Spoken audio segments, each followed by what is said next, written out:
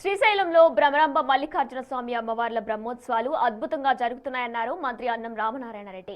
5 రోజుల్లో మొత్తం 2,28,901 మంది భక్తులు స్వామివారిని దర్శించుకున్నారన్నారు. మహాక్రతువులు జరిగేటప్పుడు అక్కడక్కడ చిన్న చిన్న అసంతృప్తులు ఉండటం సహజమన్నారు. సరి చేసుకొని ముందుకు పోవాల్సిన బాధ్యత ప్రభుత్వం అధికారులపై ఉంటుందన్నారు. శివరాత్రి తర్వాత అన్ని విషయాలపై విచారణ చేపట్టి చర్యలు తీసుకుంటామని మంత్రి అన్నం అన్నారు. ప్రధానమైనటువంటి 4 రోజులు శివరాత్రి ఉత్సవాలు శ్రీశైలంలో అద్భుతంగా జరుగుతున్నాయి.